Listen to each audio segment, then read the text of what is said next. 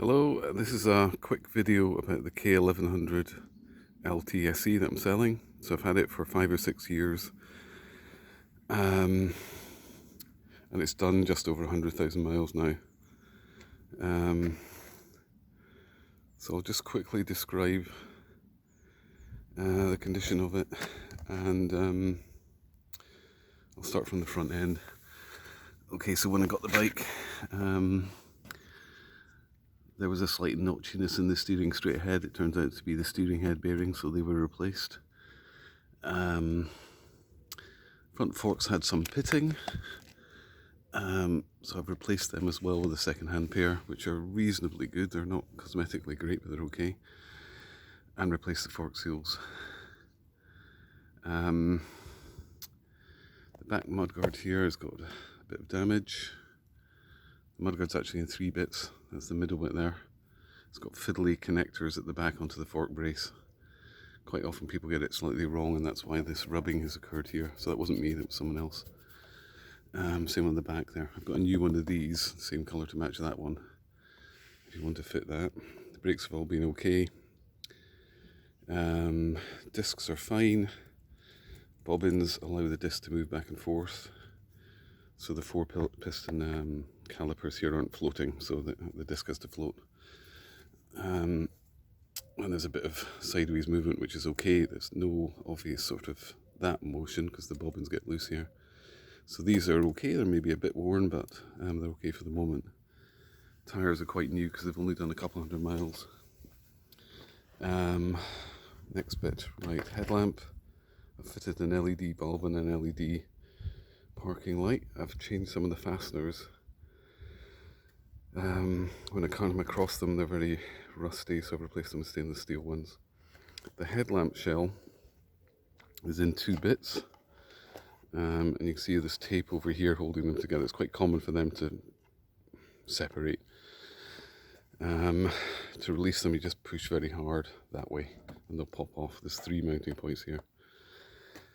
So both the wing mirrors are okay, but they've got the tape on them to make them look better. The SE model comes with, you can see it written on the thing there, comes with standard things, extras as standard. That's really the only difference with it. There's a map light, I think that's normal though. There's heated grips. There's a radio cassette, which I've removed. It used to live in there. I've just used that as a glove box. That was where the speakers were. I've taken them out. I never use the radio. It was an old-fashioned radio cassette thing. I've fitted USB ports, which are quite handy for charging stuff, and a voltmeter, which is really good for watching the alternator and checking it's working. So I've done the head bearings. Next thing, it turns out the fan cooling the radiator wasn't working on my bike. It took me a long time to discover that because the bikes cool themselves really effectively. They're quite warm behind here in winter. So it's very rarely that the temperature gets hot enough to turn on the fan. And on my bike, it turns out the fan was seized. So I replaced the fan, and that switch there, if I've got the right one, the transfers, no, it's this one, will override the fan from the controller. So the controller can turn on the fan when the engine gets too hot, or you can turn on the fan with this button if you want to. It's a way of checking that the fan is still working. That's the heated grips, that's the hazard lights, and that's the, if the ABS trips, that stops it flashing at you. It doesn't reset the ABS or anything, it just stops it flashing. That's where the stereo controls used to be. I've removed them and just put a standard LT cover over here. That's the fast idle, so it's not a choke, it's just a fast idle because it's a fuel-injected bike. I've replaced the clutch cable. I think that's the only time this bike has actually had an issue riding it, was when the clutch cable snapped, but it still managed to get home actually. So that's the replacement one. What else have I changed? This fuel cap was on the wrong way around when I got it. It's a common thing. I think people change them around just so they can fill up while sitting on the bike. I think that's the reason. But it blocks an air vent that the petrol tank needs if you rotate it the wrong way. So I've returned it around the right way and greased up the seal around it. Inside the petrol tank is okay, it's a bit grubby, but I think because of that thing blocking the airway, it's not done the inside of the petrol tank any good. Hasn't caused me any issues, but it's okay. Crash bars, someone has dropped the bike in the past. Can't see any evidence of it really. But the bars were slightly splayed outwards. Now that caused a bracket under here, which you can see just right down, hopefully you can see it. Has an elasticated mount and caused them to shear off. So I've bolted them together and added this bracket, which is softer aluminium, as a way of securing them properly, because when I got it, it turned out it was quite slightly wobbly. You can get new proper brackets for these, but you need to straighten these bars before fitting them. The alternator under here has never caused me any issues. It charges okay, but there's a cush drive rubber, so the engine turns the alternator. There's a cush drive type arrangement. They're called monkey nuts, the rubber inserts into this drive.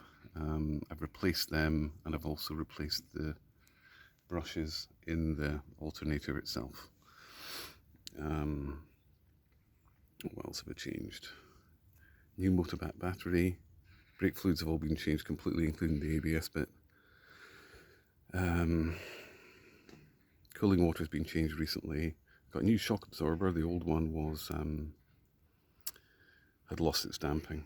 This one's adjustable, so it seems to work quite well.